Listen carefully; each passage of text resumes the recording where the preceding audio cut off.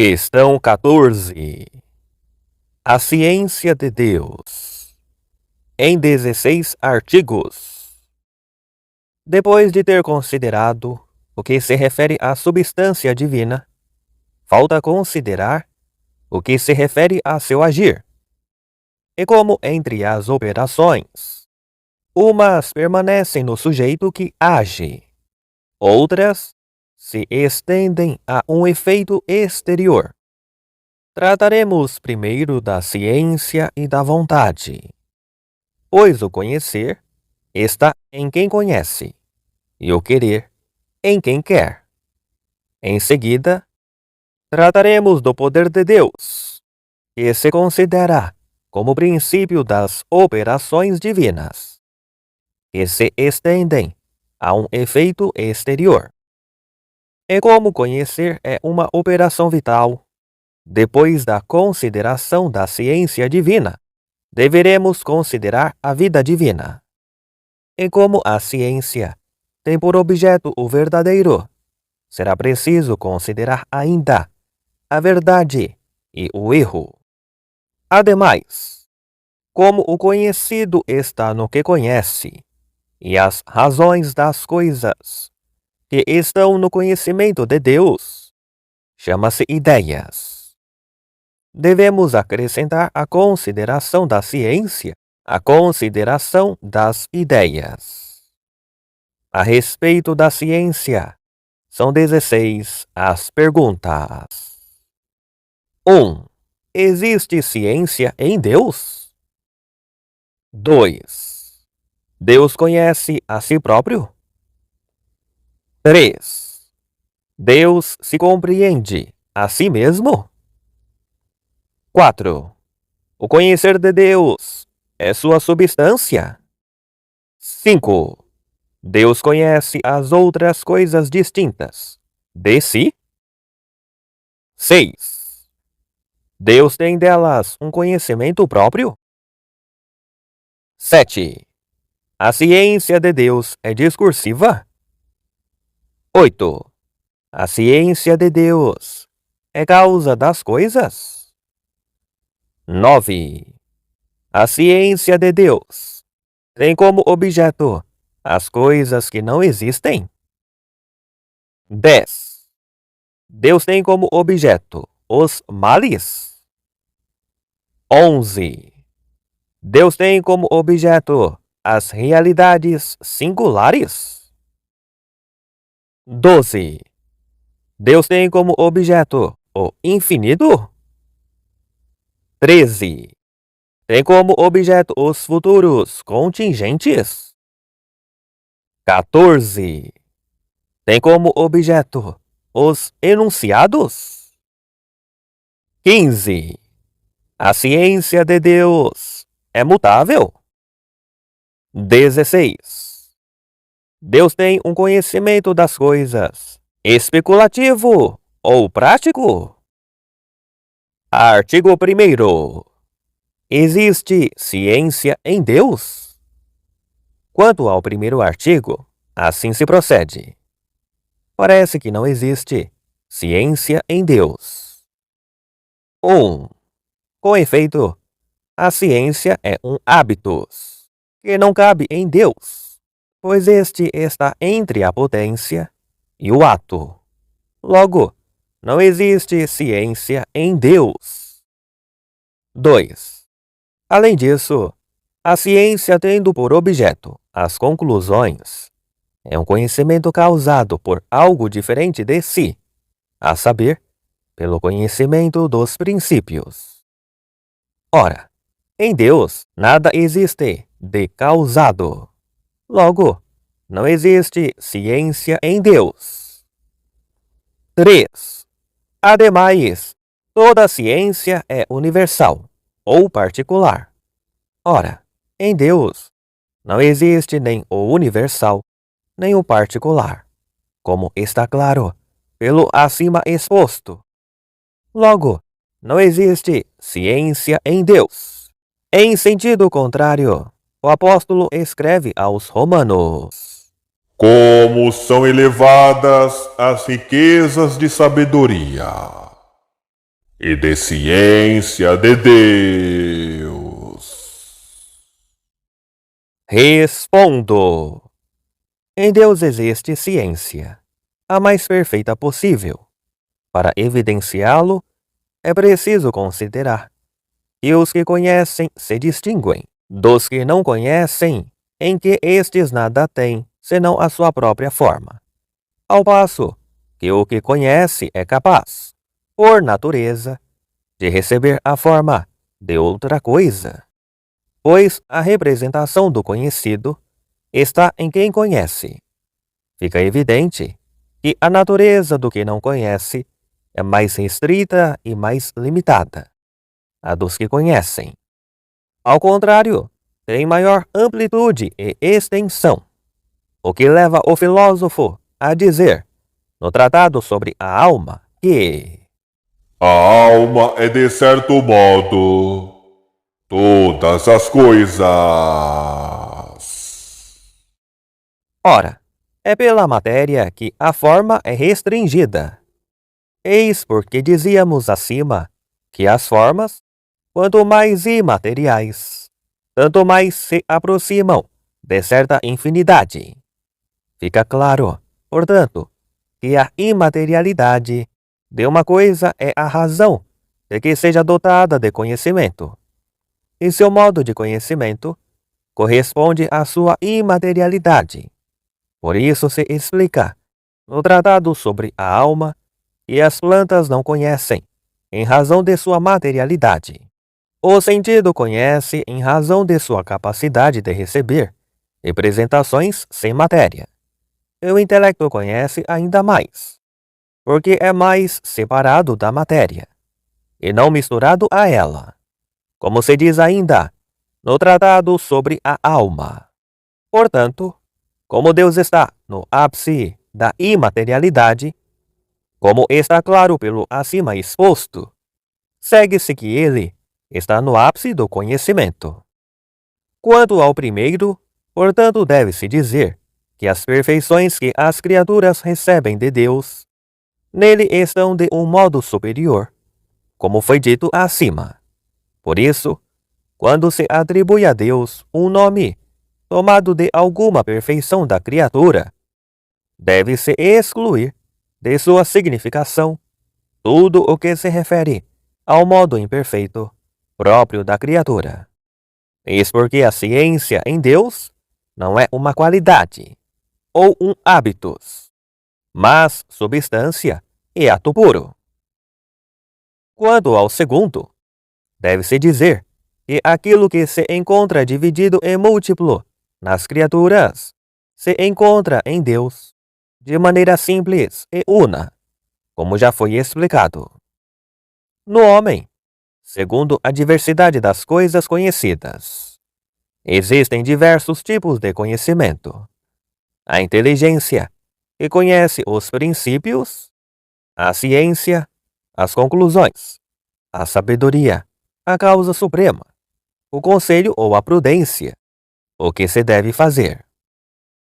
Deus, porém, conhece tudo isso em um simples e único conhecimento, como se verá adiante. Eis porque o conhecimento simples de Deus pode receber todos esses nomes, de tal modo, porém, que se afaste de cada um deles, quando atribuídos a Deus, tudo o que comporta de imperfeito, e que se guarde tudo o que é perfeito. Por isso está escrito em Jó: Nele estão a sabedoria e a força. Ele tem o conselho e a inteligência. Quanto ao terceiro, deve-se responder que a ciência corresponde ao modo do que conhece, pois o objeto conhecido está no que conhece, segundo o modo deste último.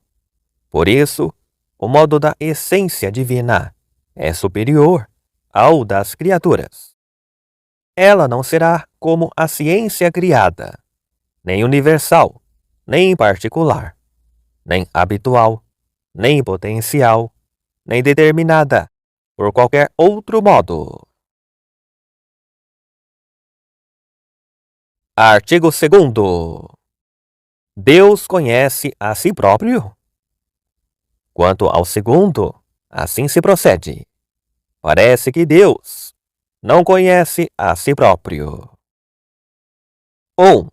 O efeito está no livro das causas. Aquele que conhece sua própria essência volta à sua essência por um completo retorno. Ora, Deus não sai de sua essência, não se move de modo algum. Não lhe cabe, por isso, retornar à sua essência. Logo, não conhece sua essência. 2. Além disso, conhecer é, de certo modo, ser passivo, ser movido, como se lê no Tratado sobre a Alma. A ciência é ainda uma assimilação da coisa conhecida. E esta é uma perfeição de quem sabe. Ora, nada é movido, passivo, aperfeiçoado por si mesmo, nem é semelhante a si próprio, como observa Hilário. Logo, Deus não conhece a si mesmo. 3. Ademais, somos semelhantes a Deus, sobretudo pelo intelecto, pois é a alma, diz Agostinho, que nos faz a imagem de Deus. Ora, nosso intelecto não conhece a si próprio, a não ser conhecendo outras coisas, como se afirma no Tratado sobre a Alma.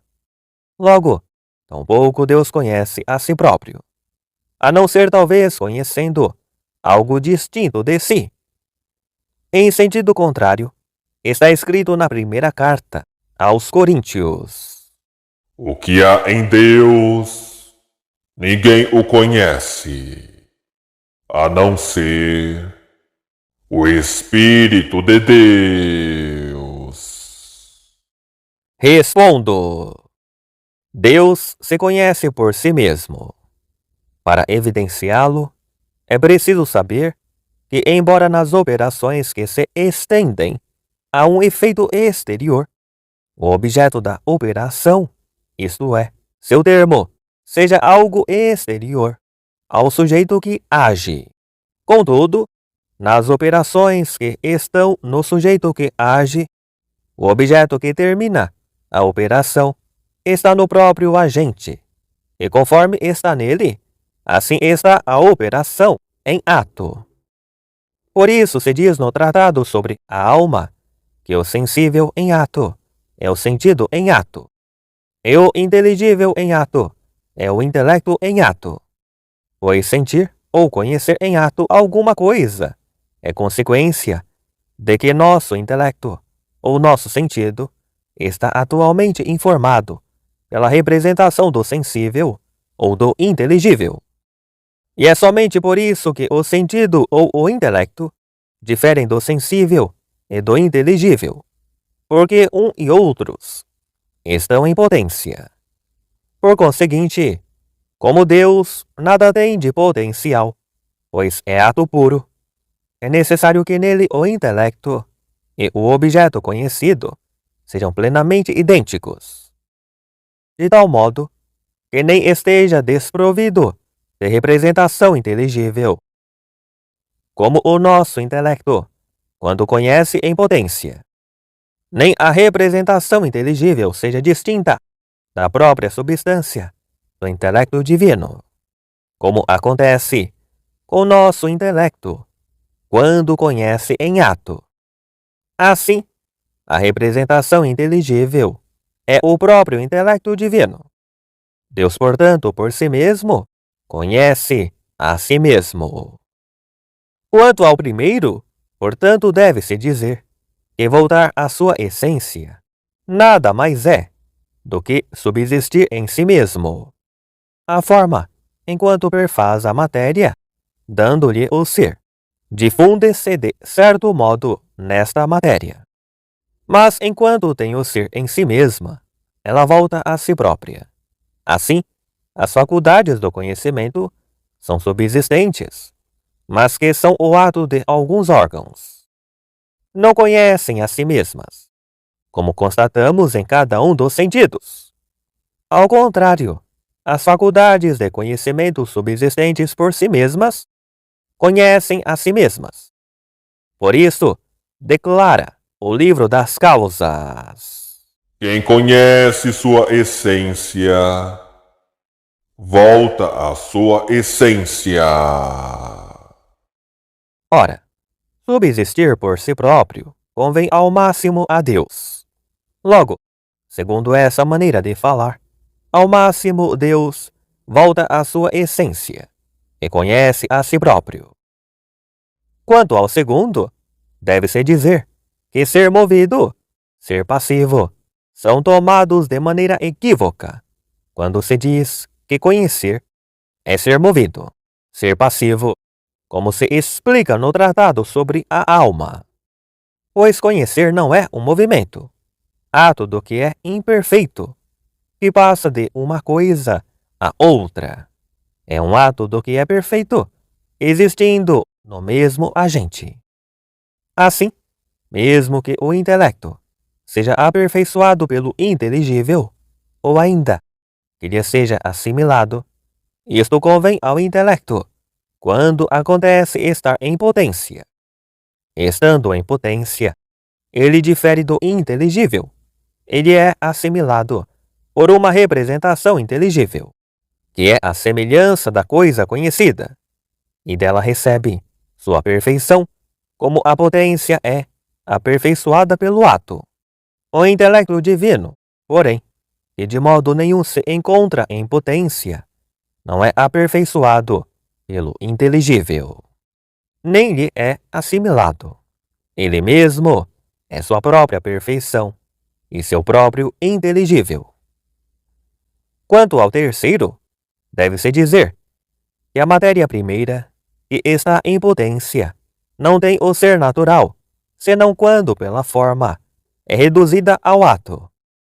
Ora, nosso intelecto possível está na ordem do inteligível, como está a matéria primeira, na ordem das coisas naturais.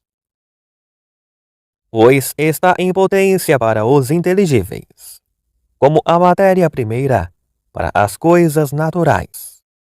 Segue-se que nosso intelecto possível não pode ter uma operação inteligível, senão quando aperfeiçoado por uma representação inteligível. Assim, conhece a si próprio, como conhece todas as outras coisas, por meio de uma representação inteligível. Pois é claro que, ao conhecer o inteligível, conhece sua própria intelecção, e por este ato, conhece a faculdade intelectiva. Deus, porém, é ato puro, tanto na ordem dos existentes, como na ordem dos inteligíveis. E assim, por si mesmo, a si mesmo, conhece. Artigo 3º. Deus compreende a si mesmo? Quanto ao terceiro, assim se procede. Parece que Deus não compreende a si mesmo. 1. Com efeito, Agostinho escreve: Quem compreende a si é finito para si mesmo. Ora, Deus é infinito de todos os modos. Logo não compreende a si mesmo. 2. Além disso, se dissermos: Deus é infinito para nós, se bem que finito para si mesmo, pode-se objetar. Mais verdadeiro é aquilo segundo o que é para Deus, do que segundo o que é para nós. Logo, se Deus é finito para si mesmo, e infinito para nós, é mais verdadeiro que Deus seja finito do que infinito. Ora, isto contradiz o que foi afirmado acima. Logo, Deus não compreende a si mesmo. Em sentido contrário, Agostinho escreve, na mesma passagem: Todo o que conhece a si mesmo compreende a si mesmo. Ora, Deus conhece a si mesmo, logo, compreende a si mesmo. Respondo: Deus compreende perfeitamente a si mesmo, o que assim se demonstra. Disse de algo que foi compreendido quando se chegou ao fim de seu conhecimento. O que acontece quando a coisa é conhecida tão perfeitamente quanto é conhecível. Por exemplo, uma proposição demonstrável é compreendida quando é conhecida por demonstração, e não quando é conhecida por uma razão plausível. Ora, é manifesto que Deus conhece a si mesmo tão perfeitamente quanto é cognoscível. Cada um é cognoscível segundo o modo de seu ato, pois não se conhece algo enquanto está em potência, mas enquanto está em ato, como se prova no livro 9 da Metafísica. Ora, tão grande é o poder cognoscitivo de Deus, quanta é a sua atualidade em existir. Porque pelo fato de estar em ato e separado de toda a matéria e potência, Deus é alguém que conhece, como já foi demonstrado. Fica então evidente: Deus conhece a si mesmo, tanto quanto é cognoscível. Portanto, compreende a si mesmo perfeitamente. Quanto ao primeiro, portanto, deve-se dizer que, em sentido próprio, compreender significa ter alguma coisa e incluir outra. Assim, tudo o que é compreendido é necessariamente finito, como tudo o que é incluído. Mas quando se diz de Deus que é compreendido por si mesmo, não se quer dizer que seu intelecto seja distinto de si mesmo, que o tenha em si e o inclua. Tais expressões devem ser tomadas em sentido negativo. Por exemplo, disse que Deus é em si mesmo, porque não é contido por nada de exterior. Assim também, se diz que compreende a si mesmo, porque nada de si mesmo lhe é oculto. É o que leva Agostinho a dizer: Vendo, compreende-se tudo. Quando de tal modo se vê que nada fique oculto ao que se vê. Quanto ao segundo, deve-se dizer que quando se diz Deus é finito para si mesmo, deve-se entender segundo certa semelhança de proporção, porque de tal modo não ultrapassa a capacidade de seu próprio intelecto, como o que é finito não ultrapassa a capacidade do intelecto finito. Mas não se diz que Deus é finito para si, no sentido de que compreenderia a si mesmo como algo finito.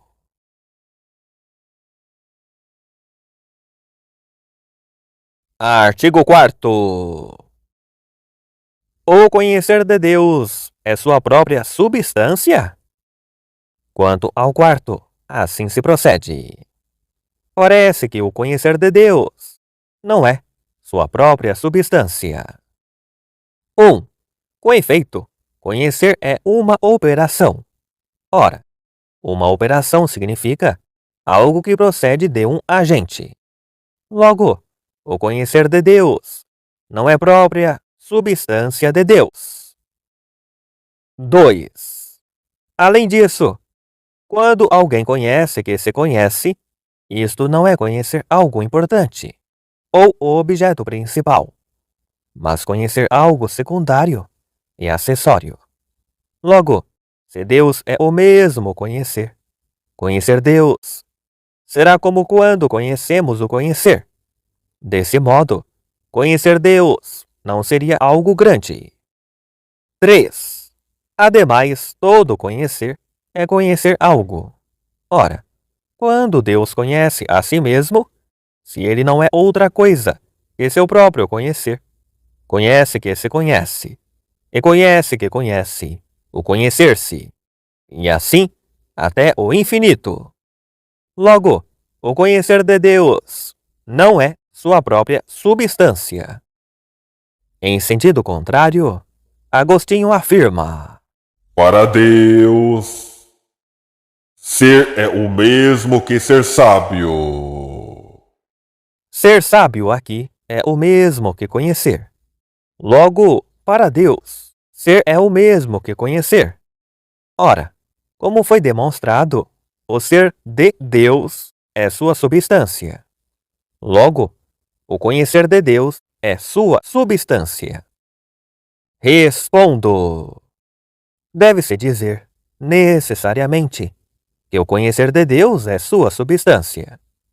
Pois se o conhecer de Deus fosse distinto de sua substância, seguir-se-ia, segundo o filósofo, no livro 12 da Metafísica, e alguma outra coisa seria o ato e a perfeição da substância divina, em relação à qual a substância divina se encontraria como potência em relação ao ato, o que é impossível.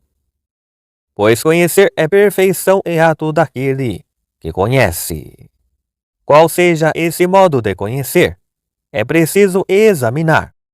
Como acima foi explicado, o conhecer não é uma ação que tenda para algo exterior, mas que permanece no agente, como seu ato, e sua perfeição, como o ser é a perfeição do existente, e como o ser segue a forma.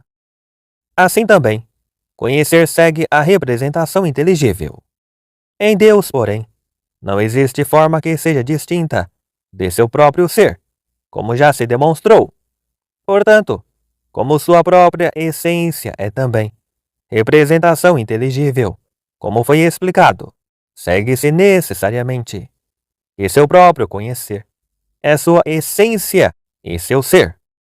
De tudo o que precede fica claro que em Deus, o intelecto, o conhecido, a representação inteligível e o próprio conhecer são absolutamente uma única e mesma coisa. Fica claro então, dizer de Deus que ele conhece não introduz nenhuma multiplicidade em sua substância.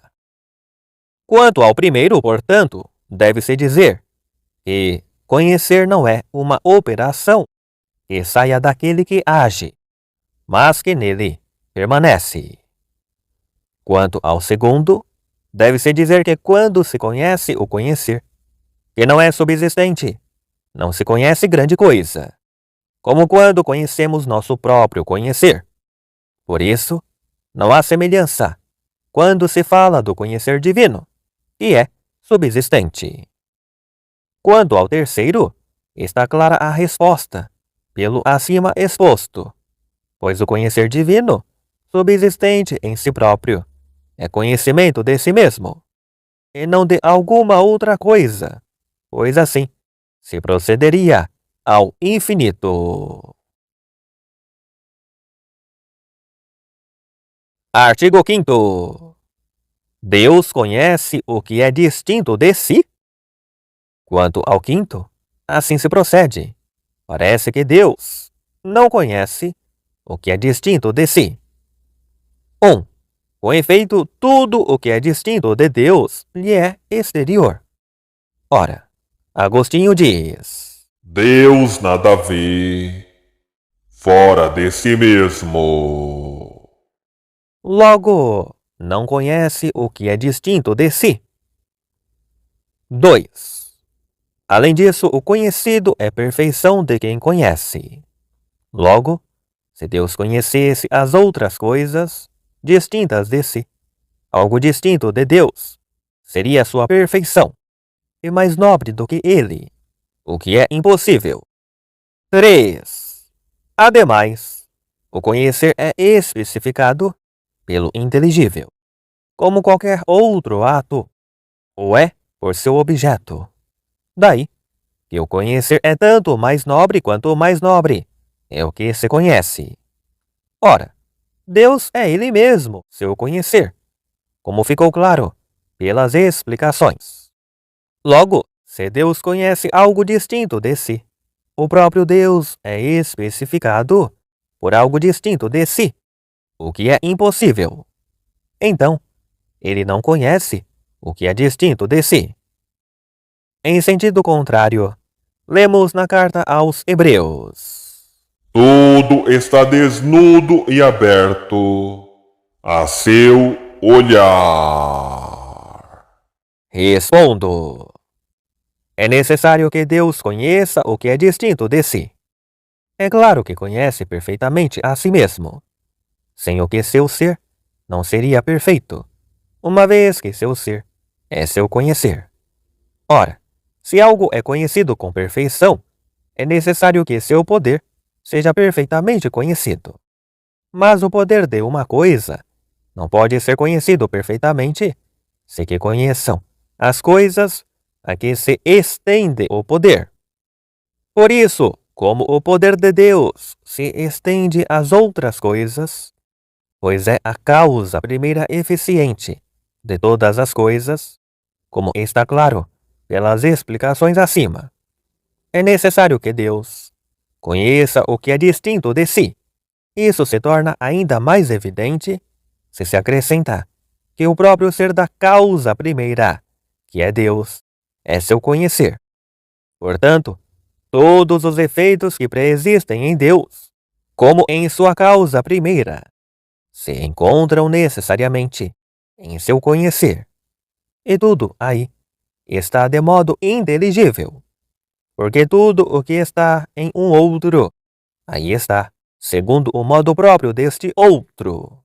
Para saber como Deus conhece o que é distinto de si, deve-se considerar que existem duas maneiras de algo ser conhecido: em si mesmo e em outro. Algo é conhecido em si mesmo quando é conhecido por meio de uma representação própria, adequada ao cognoscível. Por exemplo, quando o olho vê o homem pela representação deste homem. Em outro, porém, se vê aquilo que se vê pela representação daquilo que o contém. Por exemplo, a parte é vista em um todo pela representação do todo. Ou um homem se vê no espelho pela representação do espelho. Ou de qualquer outro modo em que algo possa ser visto em outro. Assim, deve-se dizer que Deus vê a si mesmo, em si mesmo, pois se vê por sua própria essência. Quanto às outras coisas distintas de si, porém, não as vê em si mesmas, mas em si mesmo, pois sua essência tem em si a semelhança de tudo aquilo que é distinto dele. Quanto ao primeiro, portanto, deve-se dizer que quando Agostinho escreve Deus nada vê fora de si mesmo. não se deve compreender como se nada visse do que está fora dele, e sim que tudo o que se encontra fora dele só o vê em si mesmo, como foi explicado. Quanto ao segundo, deve-se dizer que o conhecido é perfeição daquele que conhece, não por sua substância, mas por sua representação, segundo a qual está no intelecto, como sua forma e sua perfeição, como se diz no Tratado sobre a Alma. Não é a pedra que está na alma, mas sua representação. Quanto às outras coisas distintas de Deus, são conhecidas por Deus, enquanto a essência divina contém suas representações, como se acabou de ver. Portanto, não resulta que outra coisa seja a perfeição do intelecto divino, além de sua essência divina. Quanto ao terceiro, deve-se dizer que o conhecer não é especificado pelo que é conhecido em um outro, mas pelo conhecido principal, no qual as outras coisas são conhecidas. O conhecer é especificado por seu objeto, tanto quanto a forma inteligível é o princípio da operação intelectual, pois toda operação é especificada pela forma, que é o princípio desta operação. Por exemplo, o aquecimento é especificado pelo calor. A operação intelectual, portanto, é especificada pela forma inteligível, que torna o intelecto em ato. E esta é a representação principal do conhecido, que em Deus é sua própria essência, na qual todas as representações das coisas estão incluídas. Logo, nada exige que o conhecer divino ou antes, o próprio Deus, seja especificado por algo que não seja a essência divina. Artigo 6º. Deus tem conhecimento próprio do que é distinto de si? Quanto ao sexto, assim se procede. Parece que Deus não tem conhecimento próprio do que é distinto de si. 1. Com efeito, como foi explicado, Deus conhece o que é distinto de si, tal como ele nele está. Ora, o que é distinto dele, nele está, como na causa primeira comum e universal. Logo, é conhecido dele como em sua causa primeira e universal, o que significa conhecer em geral, e não segundo o conhecimento próprio. Portanto, Deus tem um conhecimento geral do que é distinto de si, e não um conhecimento próprio. 2. Além disso, quanto dista a essência da criatura da essência divina, tanto dista a essência divina da criatura. Ora, a essência divina não pode ser conhecida pela essência da criatura, como acima foi explicado. Logo, nem pela essência divina pode ser conhecida a essência da criatura. Assim, como Deus só conhece em sua essência, segue-se que não conhece a criatura em sua essência, para saber o que ela é, o que seria possuir dela um conhecimento próprio. 3. Ademais, não se tem um conhecimento próprio de uma coisa, a não ser por sua própria razão. Ora, como Deus conhece todas as coisas em sua essência, parece que não conhece cada coisa por sua própria razão, pois uma mesma coisa não pode ser a razão de coisas múltiplas e diversas. Logo, Deus não tem das coisas conhecimento próprio, e sim conhecimento geral, pois conhecer as coisas, não segundo a própria razão, é conhecê-las de modo geral. Em sentido contrário, ter das coisas conhecimento próprio consiste em conhecê-las, não apenas em geral, mas enquanto umas se distinguem das outras. Ora, é assim que Deus conhece as coisas, de acordo com as palavras da carta aos Hebreus. Penetra até dividir a alma do espírito, as articulações das medulas. Julga as intenções e os pensamentos do coração. Não há criatura que seja invisível à sua vista. Respondo. A este respeito, alguns se enganaram, dizendo que Deus só conhece as outras coisas em geral, isto é, enquanto são entes. Assim como o fogo, se conhecesse a si mesmo como princípio do calor, conheceria a natureza do calor e todas as outras coisas enquanto quentes. Assim também Deus, enquanto conhece a si mesmo como princípio do ser, conhece a natureza do que existe e de todas as outras coisas enquanto entes. Isso, porém, não é possível. Conhecer algo, em geral, e não especificamente, é conhecê-lo de modo imperfeito. Daí que nosso intelecto, quando passa da potência ao ato, alcança primeiro um conhecimento geral e confuso das coisas, antes de conseguir delas um conhecimento próprio, indo assim do imperfeito ao perfeito, como se explica no livro 1 da Física. Assim, se o conhecimento que Deus tem do que é distinto de si fosse apenas geral e não específico, seu conhecer não seria de nenhum modo perfeito, nem em consequência seu próprio ser, o que contradiz anteriores demonstrações. Deve-se então dizer que Deus conhece o que é distinto de si por meio do conhecimento próprio, não apenas segundo tem em comum a razão doente, mas enquanto se distinguem umas das outras. Para demonstrá-lo, deve-se considerar que alguns, querendo mostrar que Deus por uma só coisa conhece muitas, empregam as seguintes comparações.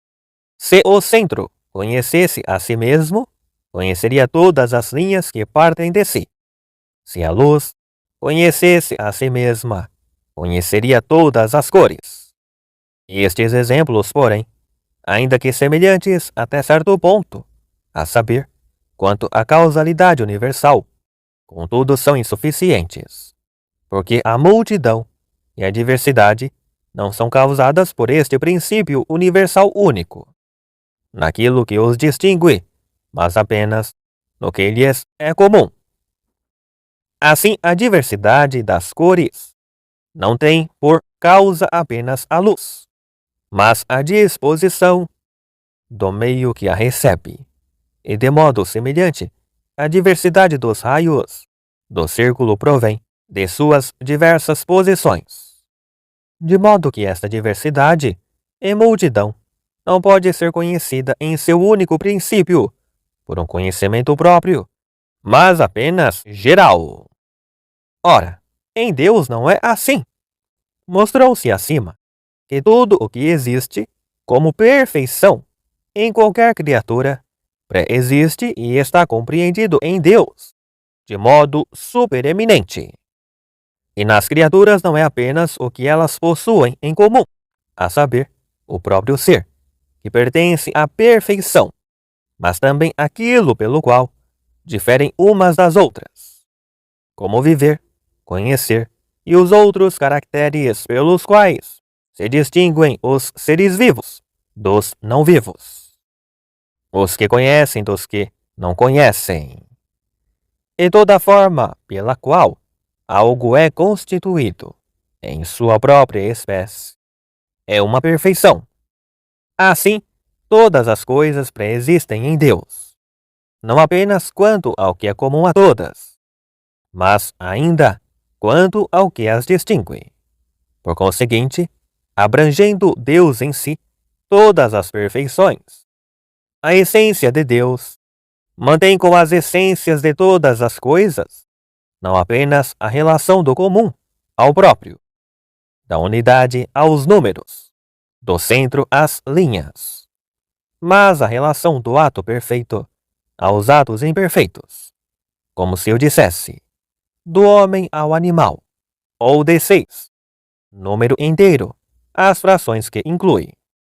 Ora, é claro que pelo ato perfeito podem ser conhecidos os atos imperfeitos, não apenas em geral, mas com conhecimento próprio. Por exemplo, aquele que conhece o homem, conhece o animal, com conhecimento próprio. E aquele que conhece o número 6, conhece sua metade, 3, com conhecimento próprio. Assim, como a essência de Deus tem em si tudo o que há de perfeição na essência de qualquer outra coisa e muito mais, Deus pode conhecer em si mesmo todas as coisas por conhecimento próprio.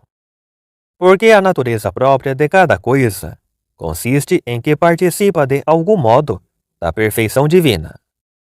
Ora, Deus não conheceria perfeitamente a si mesmo se não conhecesse todas as maneiras pelas quais sua perfeição possa ser participada por outros. E a própria natureza do ser não seria por ele conhecida perfeitamente, se não conhecesse todas as modalidades de ser. Fica claro que Deus conhece todas as coisas por conhecimento próprio, enquanto cada uma se distingue das outras. Quanto ao primeiro, portanto, deve-se dizer que conhecer algo tal como se encontra no sujeito que conhece pode ser entendido de duas maneiras. 1. Ou bem a locução adverbial, tal como implica o modo de conhecimento por parte da coisa conhecida, e então tal como é falso. Pois aquele que conhece nem sempre conhece o conhecido de acordo com o ser que tem em si mesmo. O olho não conhece a pedra, segundo o ser que tem no olho. mas pela representação da pedra que nele está. Conhece a pedra, segundo o ser que tem fora dele. E quando alguém que conhece o conhecido, segundo o ser que tem em si mesmo, nem por isso deixa de conhecê-lo, segundo o ser que tem fora de si. É assim que o intelecto conhece a pedra, segundo o ser inteligível, que nele se encontra, enquanto conhece, que conhece. Mas nem por isso deixa de conhecer o ser da pedra, em sua natureza própria. 2. Se, porém, a locução adverbial, tal como, implica o modo de conhecimento por parte daquele que conhece, é verdade que aquele que conhece só conhece o conhecido à medida que nele se encontra, pois o modo de conhecer é tanto mais perfeito, quanto o conhecimento mais perfeito se encontra naquele que conhece. Por conseguinte, é preciso dizer que Deus não só conhece que as coisas nele estão, mas por aquilo que ele as tem em si, as conhece em suas próprias naturezas, e tanto mais perfeitamente quanto mais perfeitamente cada uma nele está. Quanto ao segundo, deve-se dizer que a essência da criatura se refere à essência de Deus, como o ato imperfeito ao ato perfeito. Assim, a essência da criatura não leva suficientemente ao conhecimento da essência divina, mas o inverso é verdadeiro. Quanto ao terceiro, deve-se dizer que uma mesma coisa não pode ser tomada de modo adequado como razão de coisas diversas. A essência divina, porém, é algo que transcende todas as criaturas. Eis porque pode ser considerada como a razão de cada coisa, podendo ser participada e imitada pelas diferentes criaturas, cada uma a seu modo.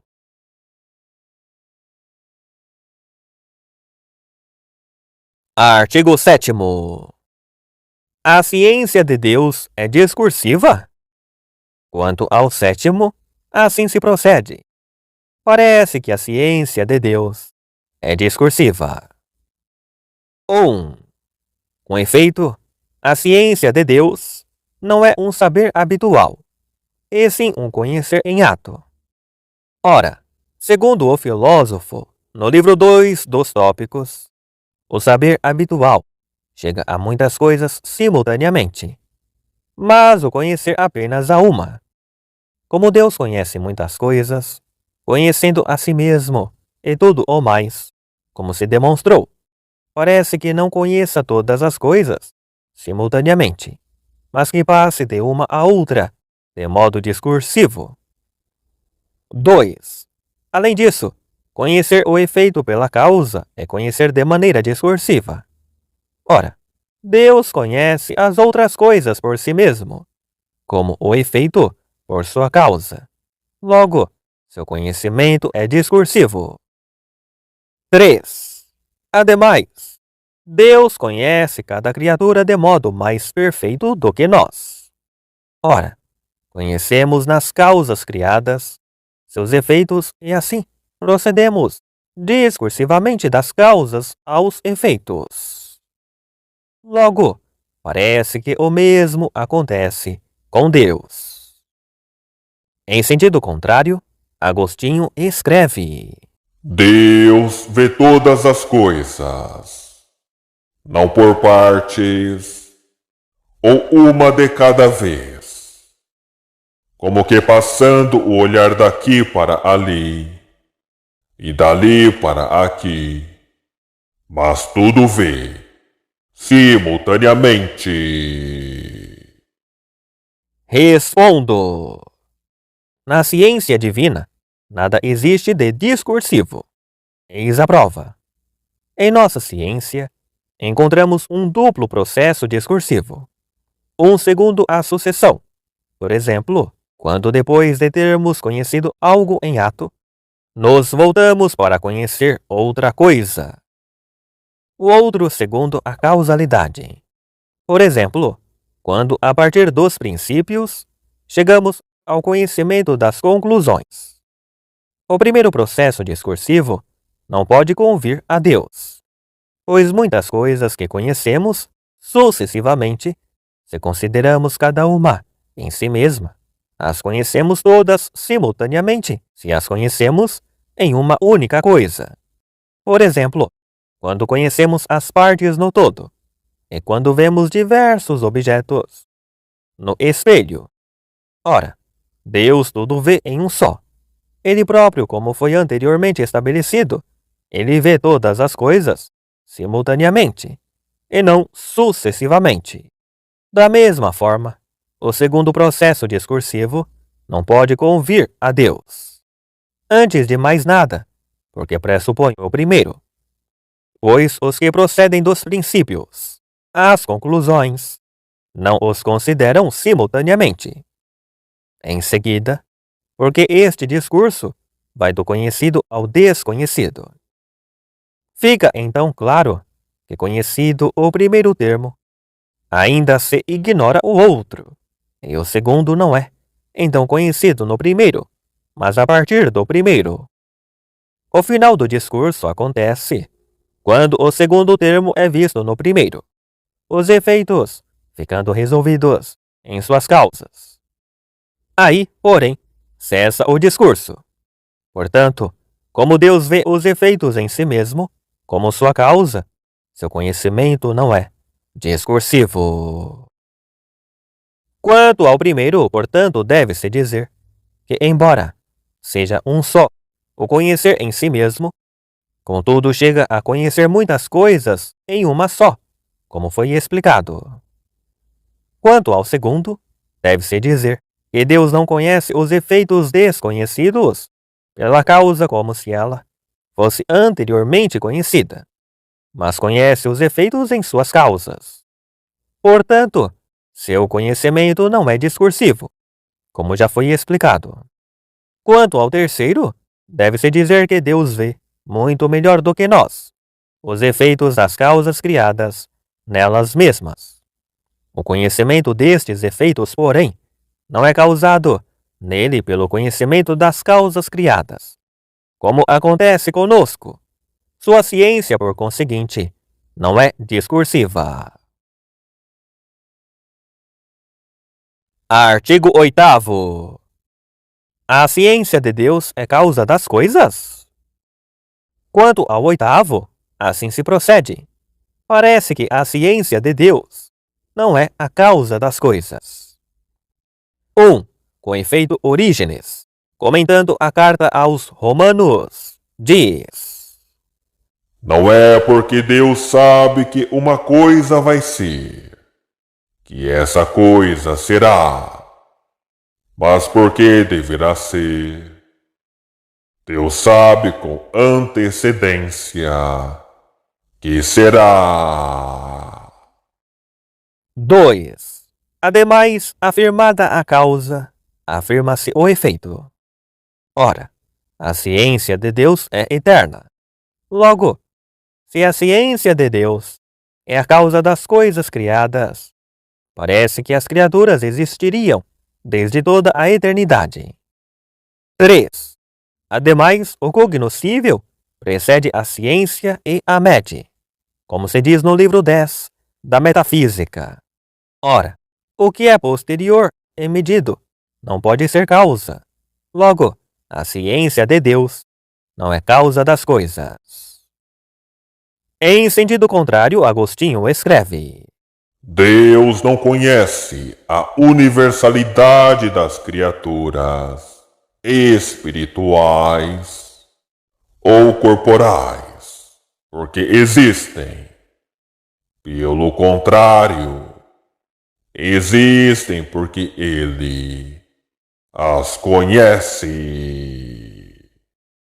Respondo: a ciência de Deus é a causa das coisas. De tal modo, a ciência de Deus está para as coisas criadas, como a ciência do artista está para suas obras. Ora, a ciência do artista é a causa de suas obras, em razão de agir por seu intelecto. Por conseguinte, a forma do intelecto é o princípio da operação, como o calor é o princípio do aquecimento. No entanto, temos de considerar que a forma natural não é chamada de princípio de ação, enquanto imanente ao que faz existir, mas enquanto ordenada ao efeito. Assim também, a forma inteligível não é chamada princípio de ação, enquanto está apenas naquele que conhece, se não for completada por uma inclinação ao efeito, o que acontece pela vontade. Como a forma inteligível é indiferente em relação a um ou outro dos opostos, pois é a mesma ciência que considera os opostos. Não produziria determinado efeito se ela própria não fosse determinada pelo apetite. É o que se explica no livro 9 da Metafísica. Ora, é manifesto que Deus causa todas as coisas por seu intelecto, pois seu ser é seu conhecer. É necessário dizer que sua essência é a causa das coisas, conjuntamente com sua vontade. Eis porque a ciência de Deus, enquanto causa das coisas, é comumente chamada ciência de aprovação.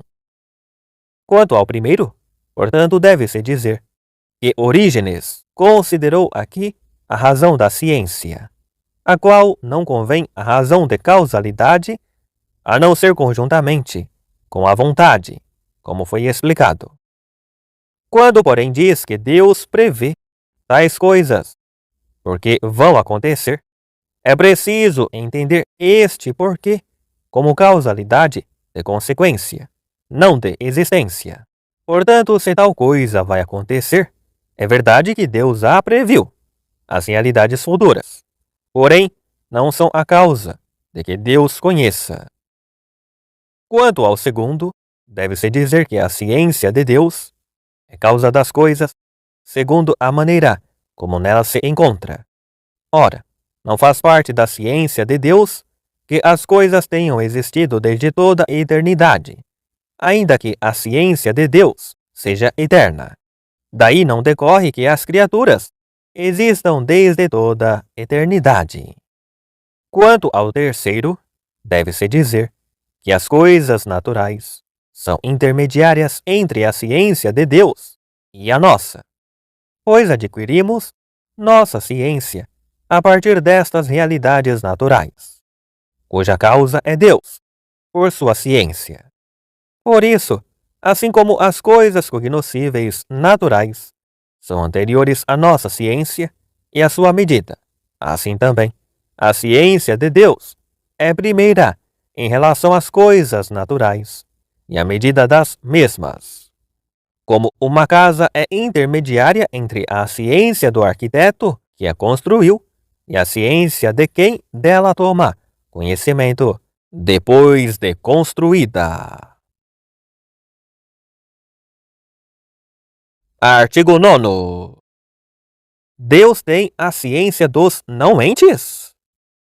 Quanto ao nono, assim se procede. Parece que Deus não tem a ciência dos não-entes. 1.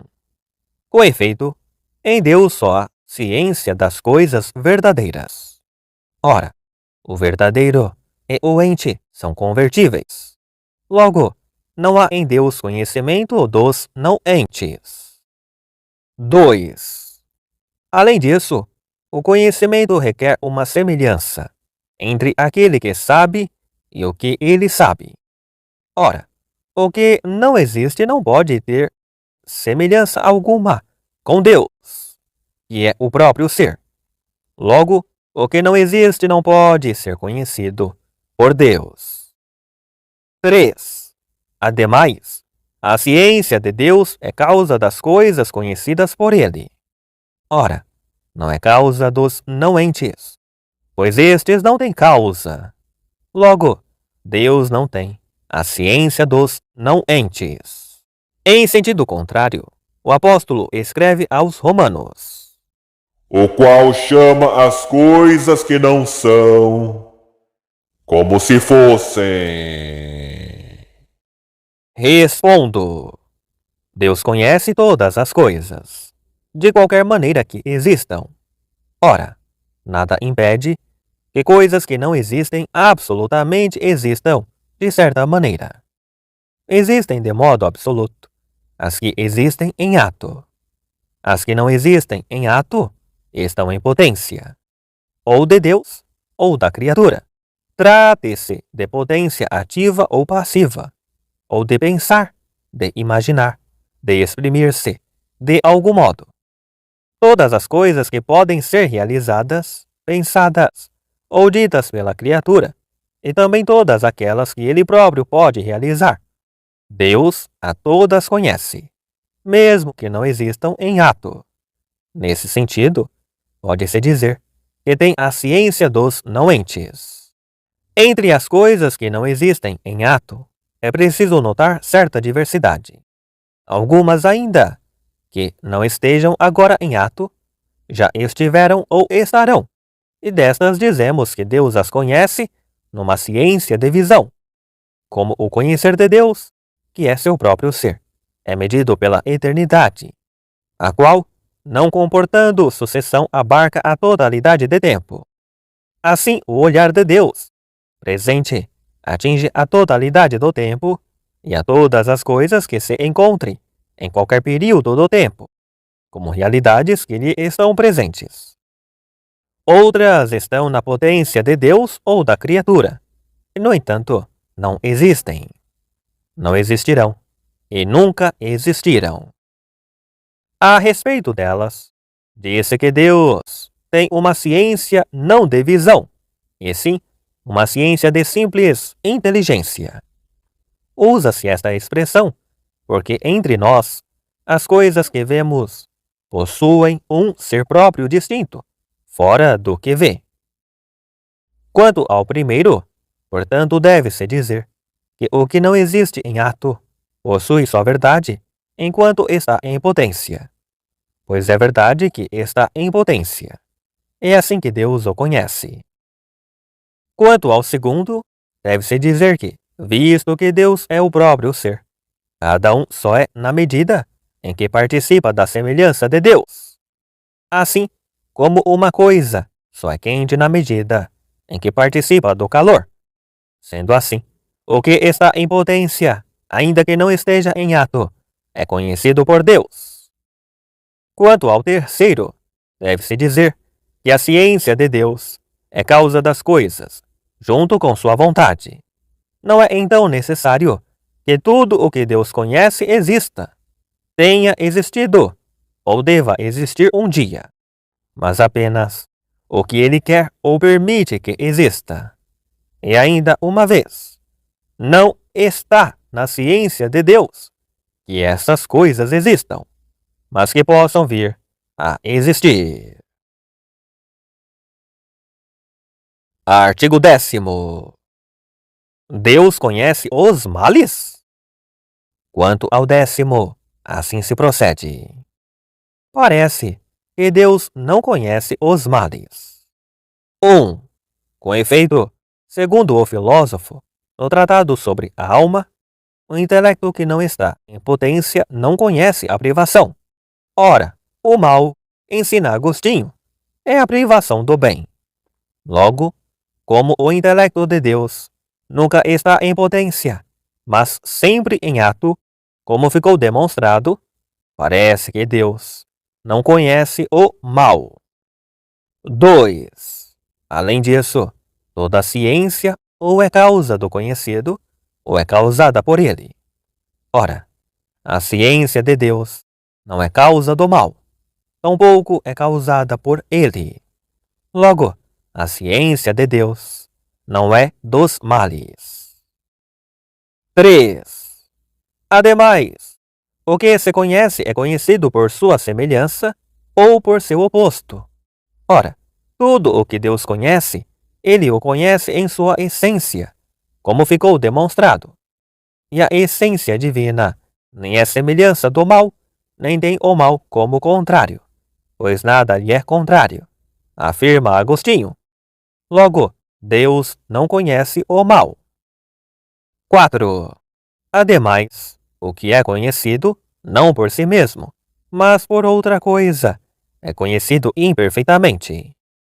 Ora, o mal não é conhecido de Deus por si mesmo, pois para tanto seria preciso que o mal se encontrasse em Deus. Com efeito, o conhecido deve estar naquele que conhece.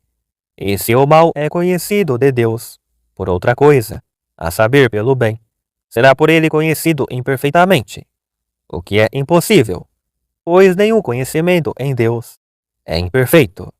Logo, a ciência de Deus não é dos males. Em sentido contrário, está o que se diz no livro dos Provérbios. O inferno e a perdição estão diante de Deus. Respondo: quem conhece perfeitamente algo, tem de conhecer todas as coisas que lhe possam acontecer. Ora, existem coisas boas, as quais pode acontecer serem deterioradas por males. Assim, Deus não conheceria perfeitamente as coisas boas, se não conhecesse também as coisas más. Ora, uma coisa qualquer é cognoscível, segundo o que é, como o ser do mal é privação do bem, pelo fato de Deus conhecer os bens. Ele conhece também os males, como conhecemos as trevas pela luz, o que leva Dionísio a dizer: Deus recebe de si próprio a visão das trevas, pois não as vê, senão pela luz. Quanto ao primeiro, portanto, deve-se dizer que a palavra do filósofo tem de ser entendida assim: o intelecto, que não está em potência, não conhece a privação, por meio de uma privação nele existente. E isso concorda com o que dissera antes, que o ponto, ou qualquer indivisível, só é conhecido pela privação da divisão. Isto é assim, porque as formas simples e indivisíveis não estão em ato em nosso intelecto, mas apenas em potência. Se estivessem em ato, não seriam conhecidos por meio da privação. Ora, é assim que as substâncias separadas conhecem as realidades simples. Deus, então, não conhece o mal por uma privação nele existente, mas por seu oposto, o bem. Quanto ao segundo, deve-se dizer que a ciência de Deus não é causa do mal, mas do bem por intermédio do qual o mal é conhecido. Quanto ao terceiro, deve-se dizer que ainda que o mal não seja oposto à essência divina, que não é corruptível pelo mal, ele é, no entanto, oposto às obras de Deus. Estas, ele as conhece em sua essência, e conhecendo-as, conhece os males opostos. Quanto ao quarto, deve-se dizer que conhecer uma coisa somente por outra é conhecer de maneira imperfeita, quando se trata de coisas cognoscíveis por si mesmas. O mal, porém, não é cognoscível por si mesmo, pois pertence à razão do mal ser a privação do bem. Assim, só pode ser definido ou conhecido mediante o bem.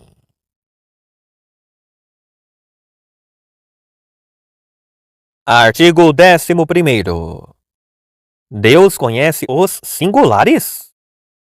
Quanto ao 11º, assim se procede. Parece que Deus não conhece os singulares. 1. Com efeito, o intelecto divino é mais imaterial do que o intelecto humano. Ora, o intelecto humano, por causa de sua imaterialidade, não conhece os singulares, pois se afirma no Tratado sobre a Alma: A razão é dos universais, mas os sentidos dos singulares. Logo, Deus não conhece os singulares. 2. Além disso, as únicas faculdades em nós que conhecem os singulares são as que recebem as representações não abstraídas das condições materiais. Ora, Em Deus, as coisas se encontram abstraídas ao máximo de qualquer materialidade. Logo, Deus não conhece os singulares. 3. Ademais, todo conhecimento é por alguma semelhança. Ora, a semelhança dos singulares, enquanto tais, não parece poder estar em Deus, pois o princípio da singularidade é a matéria, e a matéria, estando apenas em potência, é completamente dessemelhante de Deus, que é ato puro. Logo, Deus não pode conhecer os singulares. Em sentido contrário, diz o livro dos Provérbios: Todos os caminhos do homem estão descobertos a seus olhos. Respondo: Deus conhece os singulares. Todas as perfeições que se encontram nas criaturas preexistem em Deus de maneira mais excelente. Já se disse acima. Ora, conhecer os singulares pertence à nossa perfeição. É necessário, pois, que Deus os conheça. O filósofo considera inaceitável que algo seja conhecido por nós e não o seja por Deus. Por isso, argumentando contra Empédocles, no Tratado sobre a Alma e no livro 3 da Metafísica, diz que Deus seria muitíssimo ignorante se ignorasse a discórdia. No entanto, as perfeições que se encontram divididas nas coisas inferiores existem em Deus de maneira simples e una. Eis porque, enquanto conhecemos os universais e as coisas imateriais, por uma faculdade e por outra faculdade, os singulares e as coisas materiais, Deus, por seu intelecto simples, conhece a uns e a outros. Contudo, para mostrar como pode ser assim, alguns afirmaram que Deus conhece os singulares pelas causas universais, pois nada existe no singular que não provenha de alguma causa universal. Então, o exemplo, se um astrônomo conhecesse todos os movimentos universais do céu, poderia predizer todos os eclipses futuros. Isto, porém, não é suficiente, porque os seres particulares recebem das causas universais certas formas e faculdades, que por mais próximos que se encontrem, nunca se tornam individuais, a não ser pela matéria individualizada. Por isso, quem conhece Sócrates por ser branco, filho de Sofronisco, ou por qualquer outra característica, não o conheceria enquanto é este homem. Vê-se, então, que, de acordo com tal modo, Deus não conheceria os singulares em sua singularidade.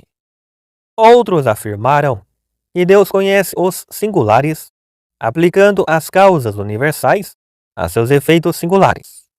Isto, porém, nada significa, pois ninguém pode aplicar uma coisa a outra se antes não a conhece. Assim, a aplicação em questão não pode ser a razão do conhecimento dos singulares, mas pressupõe o conhecimento dos singulares. É preciso falar diferentemente. Como Deus é causa das coisas por sua ciência, como foi dito, a ciência de Deus tem a mesma extensão que sua causalidade. E como o poder de ação de Deus não se estende apenas às formas, das quais se toma a razão de universal, mas à própria matéria, como se mostrará, é necessário que a ciência de Deus se estenda aos singulares, que se individualizam pela matéria.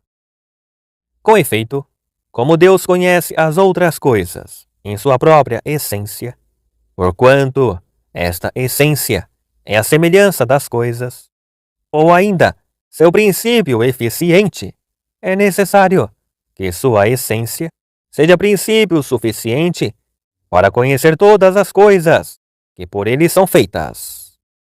E isto não apenas em sua natureza universal, como também em sua singularidade. O que aconteceria também com a ciência do artista, caso produzisse a coisa toda, e não apenas a forma.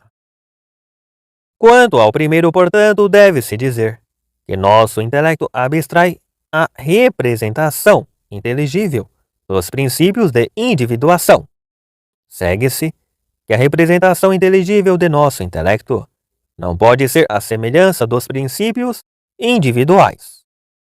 É por isso que nosso intelecto não conhece o singular, mas a representação inteligível do intelecto divino, que é a essência de Deus, não é imaterial por abstração. Ela o é por si mesma, e é o princípio de todos os princípios que entram na composição das coisas, seja os da espécie, seja os da individuação. Por ela, Deus pode conhecer não apenas os universais, como também os singulares. Quanto ao segundo, deve-se dizer que ainda que a representação do intelecto divino, segundo o seu ser, não tenha condições materiais, como acontece com as representações recebidas na imaginação e no sentido, contudo, por seu poder, se estende às coisas imateriais e às materiais, como foi dito. Quanto ao terceiro, deve-se dizer que apesar de a matéria, segundo sua potencialidade, se afastar da semelhança com Deus, todavia, porque ela tem tal ser, guarda certa semelhança com o ser divino. Artigo 12º. Deus pode conhecer coisas infinitas? Quanto ao 12º, assim se procede. Parece que Deus não pode conhecer coisas infinitas. 1.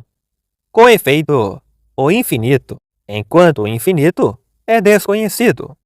Segundo a física, infinito é aquilo do qual, seja qual for a quantidade retirada, sempre se pode extrair mais. Agostinho diz também: O que é compreendido pela ciência se torna finito, pela compreensão daquele que o sabe. Ora, o infinito não pode se tornar finito. Logo, não pode ser compreendido pela ciência de Deus. 2. Além disso, aquele que diz: o que é infinito em si é finito para a ciência de Deus, pode-se responder: a razão do infinito é de não poder ser percorrido, e a do finito, de poder ser percorrido, como se diz no livro 3 da Física. Ora, o infinito não pode ser percorrido nem pelo finito, nem pelo infinito, como o prova a mesma obra. Logo, o infinito não pode ser finito, nem pelo finito, nem pelo infinito. Assim, coisas infinitas não são finitas para a ciência de Deus, que é infinita. 3. Ademais, a ciência de Deus é a medida do conhecido. Ora, é contrário à razão de infinito ser medido. Logo, coisas infinitas não podem ser conhecidas por Deus. Em sentido contrário, eis o que diz Agostinho: Ainda que não haja um número dos números infinitos, este, no entanto, não são incompreensíveis para aquele cuja ciência não tem número. Respondo: como Deus conhece não apenas o que existe em ato, mas também o que está em potência própria, ou da criatura, como foi demonstrado, é visto que o que está em potência é em número infinito, é necessário admitir que Deus conhece coisas infinitas, ainda que a ciência de visão, cujo objeto são apenas as coisas que existem, ou serão ou já foram, não abarque coisas infinitas, como alguns dizem, uma vez que não admitimos que o mundo tenha existido desde toda a eternidade, nem que a geração e o movimento devam durar eternamente, de modo que os indivíduos seriam multiplicados ao infinito. No entanto, se se considera com maior atenção, deve-se necessariamente dizer que Deus, mesmo por sua ciência de visão, conhece coisas infinitas. Pois Deus conhece até os pensamentos e as afeições dos corações, que se multiplicarão ao infinito, pois as criaturas racionais vão durar sem fim. Isto é assim, porque o conhecimento de qualquer um se estende conforme o modo da forma, que é o princípio do conhecimento. A representação sensível no sentido é a semelhança de apenas um único indivíduo. Segue-se que por ela, apenas um indivíduo pode ser conhecido. Ao contrário, a representação inteligível de nosso intelecto é a semelhança da coisa quanto à sua natureza específica, que pode ser participada por uma infinidade de coisas particulares. Por isso, nosso intelecto, por meio da representação inteligível de homem, conhece de certo modo homens ao infinito. Não os conhece segundo se distinguem uns dos outros, mas enquanto possuem em comum uma natureza específica, e que a representação inteligível de nosso intelecto não é a semelhança dos homens quanto a seus princípios individuais, mas apenas quanto aos princípios da espécie. A essência divina, porém, pela qual o intelecto divino conhece, é uma semelhança suficiente de todas as coisas que existem ou podem existir, não apenas quanto aos princípios comuns, como também quanto aos princípios próprios de cada uma, como foi demonstrado. Segue-se que a ciência divina se estende a coisas infinitas, mesmo enquanto são distintas umas das outras.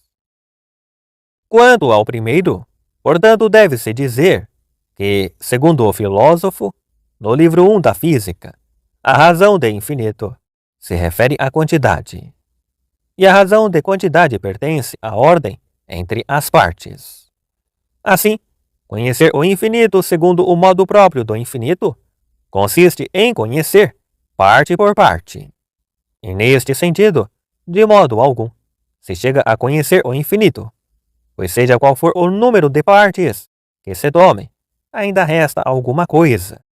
Deus, porém, não conhece assim o infinito, ou coisas infinitas, enumerando, por assim dizer, parte por parte.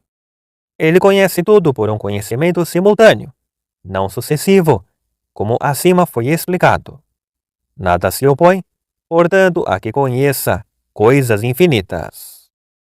Quanto ao segundo, deve-se dizer que a passagem de um para outro implica nas partes uma sucessão. Eis porque o infinito não pode ser percorrido, nem pelo finito, nem pelo infinito. Ao contrário, a razão de compreensão exige apenas a adequação, pois se diz que uma coisa foi compreendida quando nada fica de fora de quem compreendeu.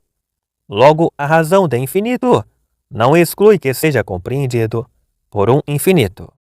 Assim, o que é infinito em si pode ser finito para a ciência de Deus, enquanto aí está compreendido, não porém no sentido de um percurso.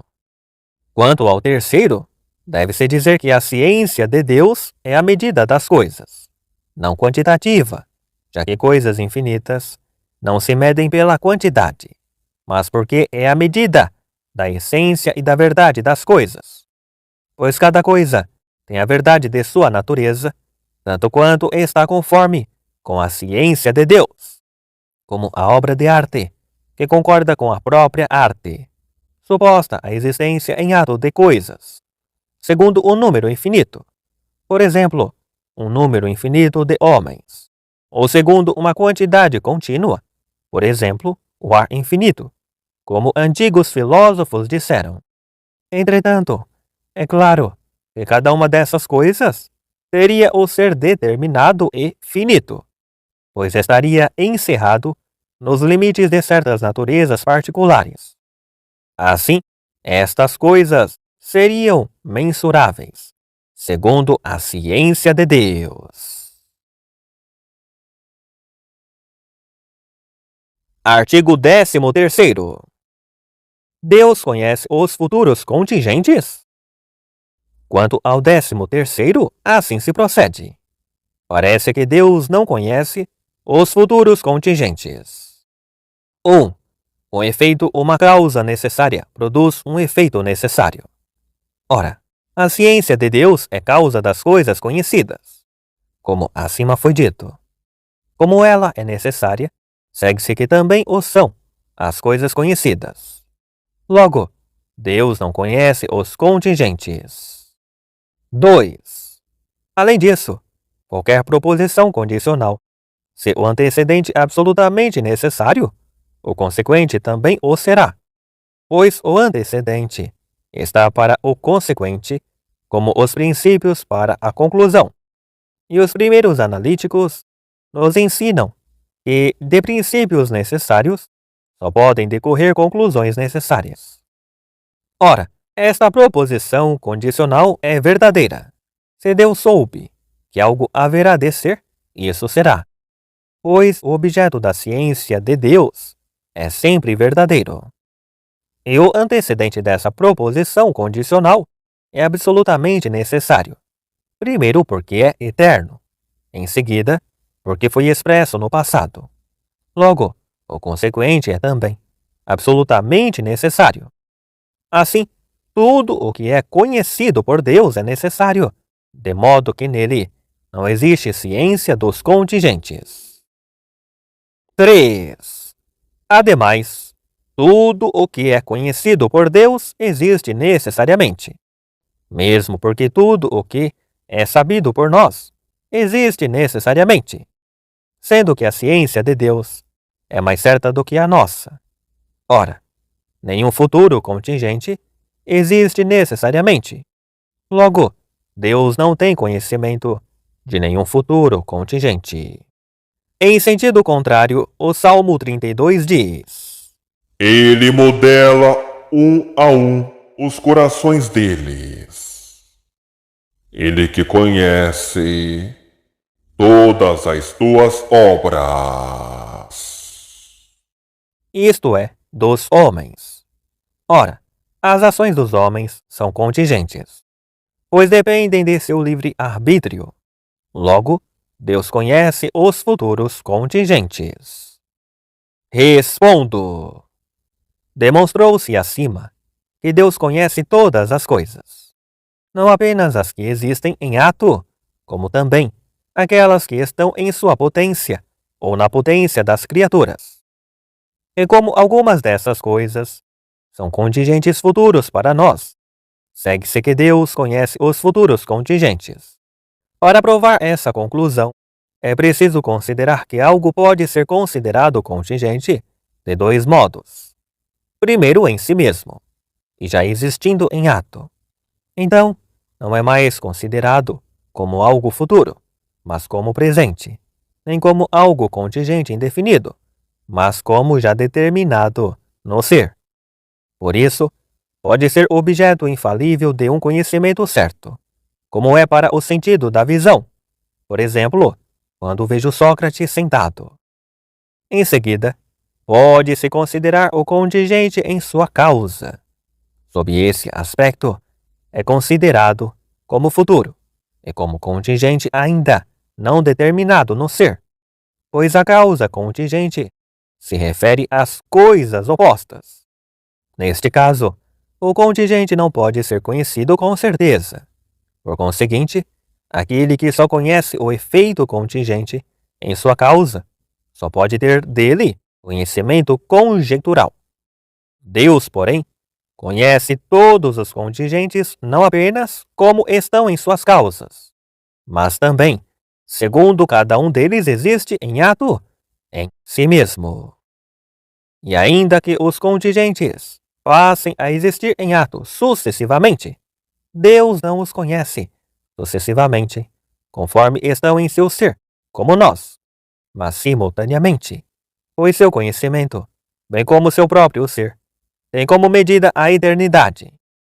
Ora, a eternidade que é totalmente simultânea, engloba a totalidade de tempo, como acima foi dito. Assim, tudo o que está no tempo está desde toda a eternidade presente a Deus, não apenas porque Deus tem presentes as razões de todas as coisas, como alguns o pretendem, mas porque seu olhar recai desde toda a eternidade sobre todas as coisas, como estão em sua presença. Portanto, é claro que por sua presença, os contingentes são conhecidos por Deus infalivelmente, na medida em que caem sob o olhar divino. No entanto, em relação às suas causas, são futuros contingentes. Quanto ao primeiro, portanto, deve-se dizer que mesmo que a causa última seja necessária, o efeito pode ser contingente em razão da causa próxima contingente. Por exemplo, a germinação da planta é contingente em razão da causa próxima contingente, embora o movimento do Sol, que é a causa primeira, seja necessária. Assim também as coisas contingentes que Deus conhece são contingentes em razão de suas causas próximas, embora a ciência de Deus, que é a causa primeira, seja uma causa necessária. Quanto ao segundo, deve-se dizer que alguns dizem que este antecedente, Deus soube que este contingente haverá de ser. Não é necessário, mas contingente, porque ainda que esteja no passado, se refere ao futuro.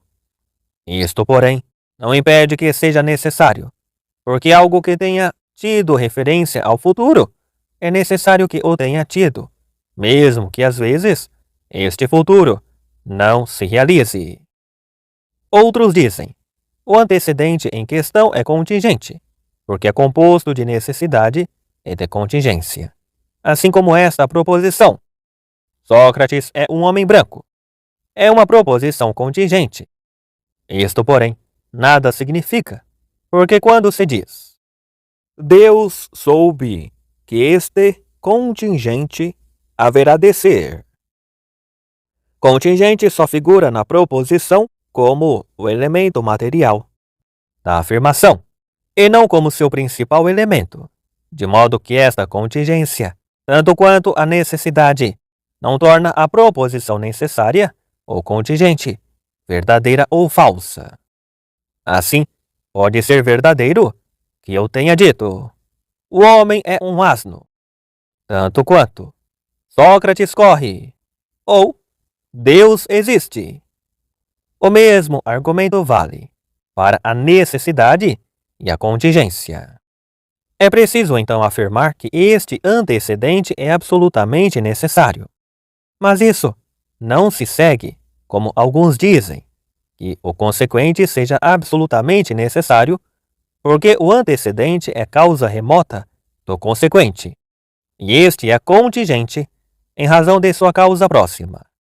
Isto, porém, nada prova, pois uma proposição condicional, cujo antecedente fosse uma causa remota necessária, e o consequente, um efeito contingente, seria uma proposição falsa, como se dissesse: se o Sol se move, a planta germinará. Temos de falar de outra maneira, quando no antecedente se introduz algo que depende de uma operação da alma. O consequente deve ser tomado não como é em si mesmo, mas como está na alma. Pois um é o ser de uma coisa em si mesma, e o outro é o seu ser na alma. Por exemplo, quando digo, se a alma conhece algo, este algo é imaterial. É preciso entender que é imaterial, como está no intelecto, mas não como é em si mesmo. Assim também quando digo, se Deus soube algo, isto será. O consequente deve ser entendido segundo está na ciência divina, isto é, como está em sua presença. Assim, ele é necessário, tanto quanto o antecedente, pois o que é, enquanto é necessário que o seja, segundo o livro sobre a interpretação. Quanto ao terceiro, deve-se dizer que as coisas que passam ao ato no tempo são conhecidas sucessivamente por nós no tempo, mas por Deus na eternidade. que está para além do tempo. Por conseguinte, como só conhecemos os futuros contingentes enquanto tais, não podem ser certos para nós, mas somente para Deus, cujo conhecer é na eternidade para além do tempo. Como alguém que caminhasse numa estrada e não visse os que o estavam seguindo, ao passo que aquele que está postado num lugar mais alto vê a estrada inteira. E simultaneamente vê todos os que estão aí caminhando. Assim, o que por nós é conhecido, com certeza deve também ser necessário em si mesmo, porque não podemos conhecer com certeza as coisas que em si são futuros contingentes. Contudo, as coisas que são conhecidas por Deus são necessárias, segundo a maneira pela qual estão presentes na ciência divina, como foi dito, mas não de maneira absoluta, se as consideramos em suas próprias causas. Por conseguinte, esta proposição, tudo o que é conhecido por Deus é necessário que exista, pode se referir à coisa, ou ao dizer, se entende da coisa. A proposição é divisível e falsa, pois quer dizer, tudo o que Deus conhece é necessário. Ela, porém, pode ser entendida do dizer, e então é composta e verdadeira, pois quer dizer, este dizer, uma coisa conhecida por Deus existe. É necessário. Alguns, porém, a isto objetam. Esta distinção tem sentido quando se trata de formas separáveis do sujeito. Se digo, o que é branco pode ser preto, esta proposição, falsa, quanto à maneira de falar, é verdadeira quanto à coisa, pois a coisa que é branca pode ser preta, ao passo que esta outra asserção, o que é branco é preto, nunca pode ser verdadeira. Quando se trata, porém, de formas inseparáveis de seu sujeito, a distinção não tem sentido, porque se digo, o corvo negro pode ser branco, a proposição é falsa nos dois sentidos. Ora, que algo seja conhecido por Deus, isto é inseparável da coisa, pois o que é conhecido por Deus não pode ser não conhecido. Na verdade, essa argumentação seria válida se ser conhecido por Deus implicasse no sujeito alguma disposição a ele inerente. Como, porém, isto implica um ato daquele que conhece, resulta que a coisa conhecida, ainda que seja sempre conhecida, algo lhe pode ser atribuído, segundo o que é em si mesma, mas não enquanto é objeto do ato de conhecimento. Assim, o ser material é atribuído à pedra, segundo o que é em si, mas não enquanto é algo inteligível.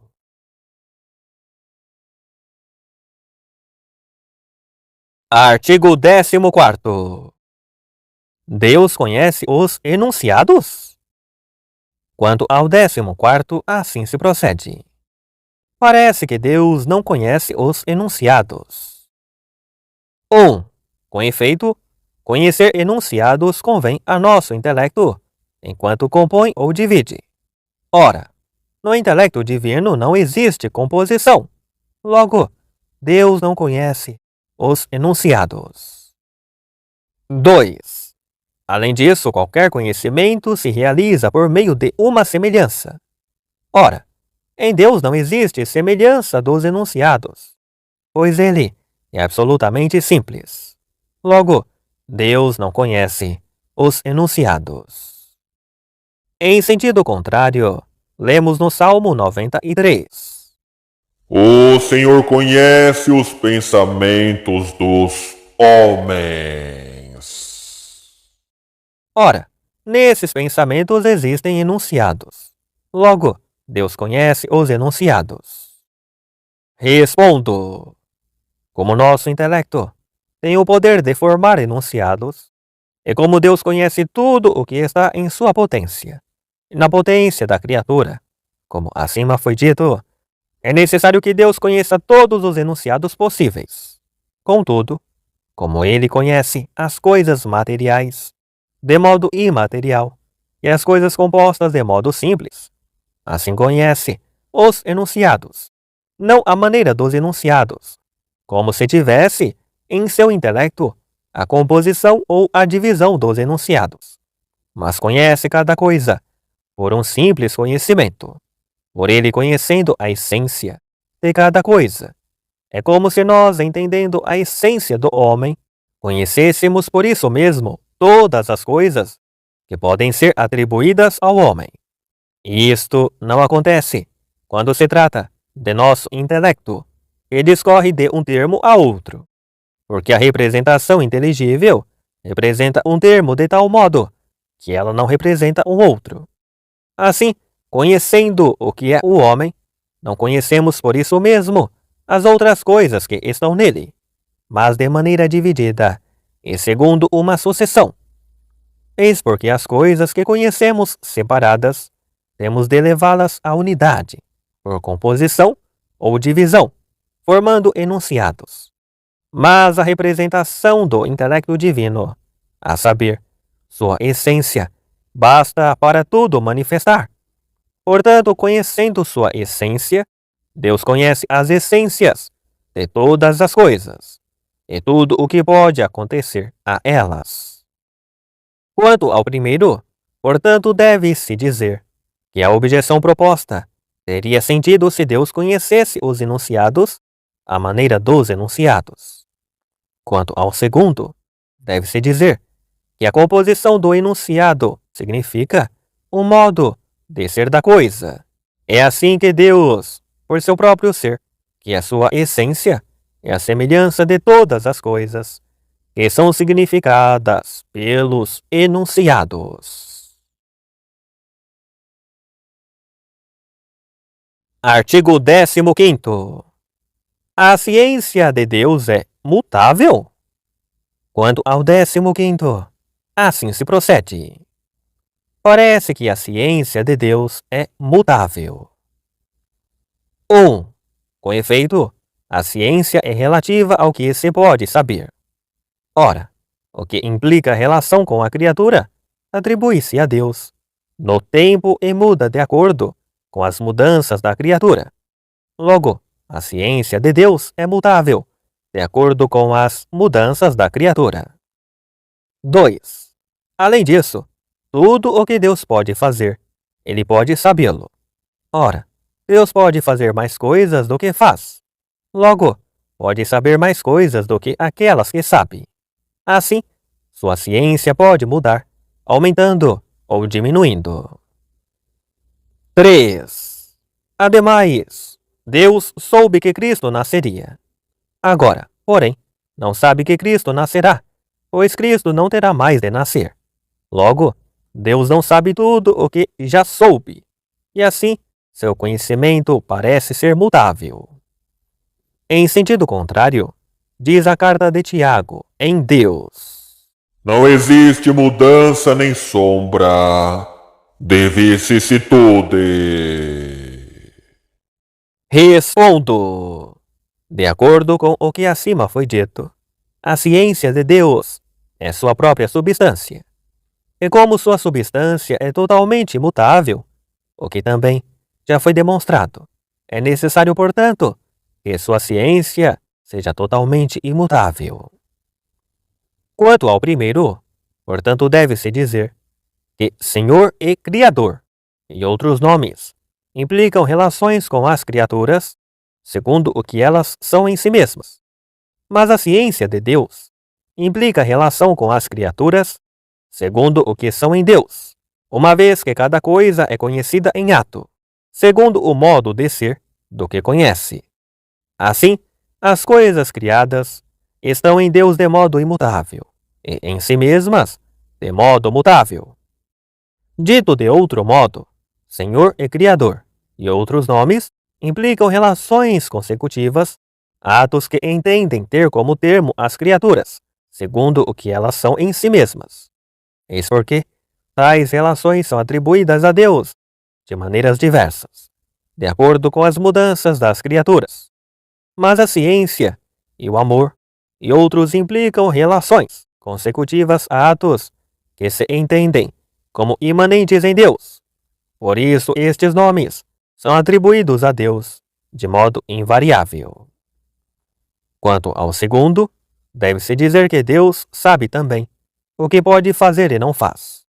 Por conseguinte, de que possa fazer coisas e não faça, não se segue que possa saber mais coisas do que já sabe, a não ser que se fale da ciência de visão, pela qual ele sabe coisas que estão em ato em um momento qualquer. Entretanto, de que Deus saiba que coisas podem ser, e no entanto não são, ou que coisas existentes poderiam não existir, não se segue que sua ciência seja mutável, mas que conhece a mutabilidade das coisas. Se todavia algo existisse que Deus primeiro ignorasse e viesse a saber em seguida, então seria mutável. Isto, porém, não pode acontecer, pois Deus, em sua eternidade, sabe tudo o que é, ou pode ser em qualquer tempo. Assim, dizer que algo existe em qualquer tempo é o mesmo que dizer que é sabido por Deus desde toda a eternidade. Por conseguinte, não se pode conceder que Deus possa saber mais coisas do que sabe, pois esta proposição implica que Deus teria ignorado antes o que viria a saber depois. Quanto ao terceiro, deve-se dizer que os antigos nominalistas disseram que Cristo nasce, nascerá, nasceu, são um único enunciado, porque o que é significado pelos três verbos é o mesmo, a saber, o nascimento de Cristo. A partir daí, se conclui que tudo o que Deus soube, ele o sabe, pois sabe agora que Cristo nasce, o que tem o mesmo significado de Cristo nascerá. Esta opinião, porém, é falsa. Primeiro, porque a diversidade das partes da oração causa a diversidade dos enunciados. Em seguida, porque uma proposição que é verdadeira uma vez, ou seria para sempre, o que é negado pelo filósofo, pois para ele a proposição Sócrates está sentado é verdadeira enquanto ele estiver sentado, mas se Sócrates se levanta, ela se torna falsa. Devemos admitir que a proposição tudo o que Deus soube, ele o sabe, não é verdadeira, se refere ao enunciado. Daí, não se segue que a ciência de Deus seja mutável, pois assim como nenhuma mudança se introduz no conhecimento de Deus pelo fato de que ele sabe que uma única mesma coisa às vezes é e às vezes não é, assim também é, sem nenhuma mudança da ciência divina, que Deus sabe que um enunciado às vezes é verdadeiro e falso em seguida. Haveria mudança na ciência de Deus se Deus conhecesse os enunciados, a maneira dos enunciados, a saber, compondo e dividindo, como acontece com o nosso intelecto. Portanto, nosso conhecimento muda, seja do verdadeiro ao falso, por exemplo, quando depois de mudada uma coisa, mantemos a seu respeito a antiga opinião, seja de uma opinião a outra, como se opinássemos antes que alguém se encontra sentado, e em seguida opinássemos que não mais está sentado. Nada disso, porém, pode existir em Deus. Artigo 16º. Deus tem das coisas uma ciência especulativa? Quanto ao 16º, assim se procede. Parece que Deus não tem das coisas uma ciência especulativa. 1. Com efeito, a ciência divina é a causa das coisas, como acima foi demonstrado. Ora, a ciência especulativa não é causa das coisas sabidas. Logo, a ciência de Deus não é especulativa. 2. Além disso, a ciência especulativa é por abstração das coisas, o que não convém à ciência divina. Logo, a ciência de Deus não é especulativa. Em sentido contrário, tudo o que é mais nobre deve ser atribuído a Deus. Ora, a ciência especulativa é mais nobre do que a ciência prática, como mostra o filósofo no começo da metafísica. Logo, Deus tem das coisas uma ciência especulativa. Respondo. Existe uma ciência que é somente especulativa, outra que é apenas prática. Uma, enfim, que é especulativa sob certo aspecto e prática sob outro. Para compreendê-lo, é preciso saber que uma ciência pode ser dita especulativa de três maneiras. 1. Da parte das coisas conhecidas, e que não são realizáveis por aquele que sabe, como é a ciência que o homem tem das coisas da natureza ou de Deus. 2. Quanto à maneira de conhecer, como por exemplo, um arquiteto que estuda uma casa, definindo-a, dividindo-a e considerando suas características gerais. Proceder assim é considerar coisas realizáveis, de modo especulativo e não enquanto são realizáveis. Porque uma coisa se realiza pela aplicação de uma forma a uma matéria, não pela redução do composto em seus princípios universais.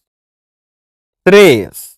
Quanto ao fim, pois como se diz no tratado sobre a alma, O intelecto prático difere do intelecto especulativo pela finalidade.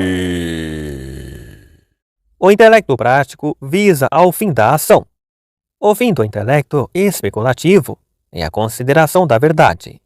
Assim, se um arquiteto considera uma casa, como poderia ser construída, não com a finalidade de construí-la, mas apenas para conhecer, seria essa consideração, tendo em conta o fim. Uma consideração especulativa, ainda que se refira a algo realizável. Assim, a ciência que é especulativa, em razão da coisa conhecida, é apenas especulativa. A que é especulativa, quanto ao modo ou quanto à finalidade, é segundo certo aspecto, especulativa, e segundo outro, prática. E quando é ordenada a finalidade da operação, será apenas prática. Por conseguinte, é preciso dizer que Deus tem de si próprio uma ciência apenas especulativa, pois ele próprio não é suscetível de ser produzido.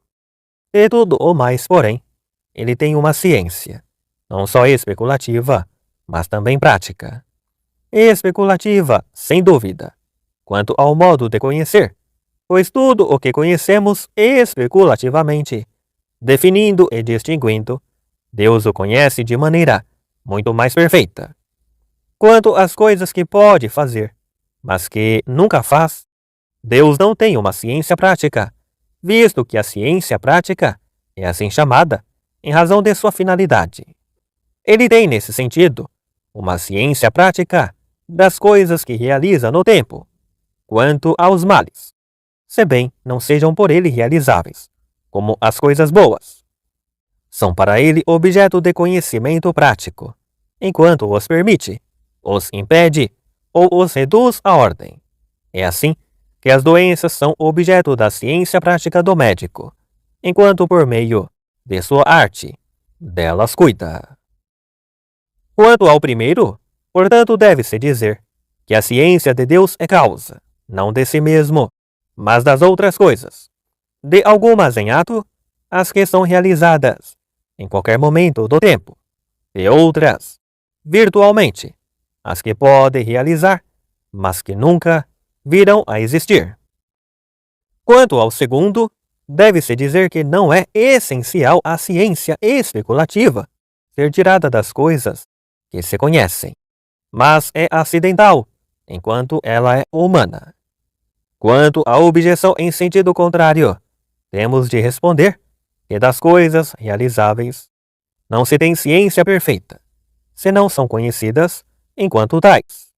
Assim, como a ciência de Deus é plenamente perfeita, Deus tem de conhecer as coisas realizáveis na medida em que o são, e não apenas enquanto cognoscíveis, de modo especulativo. No entanto, a nobreza da ciência especulativa não lhe é retirada, pois todas as coisas distintas dele, ele as vê em si mesmo, e sua maneira de conhecer a si próprio é especulativa. Assim, na ciência especulativa, que tem de si próprio, tem um conhecimento, não só especulativo, mas também prático, de todas as outras coisas.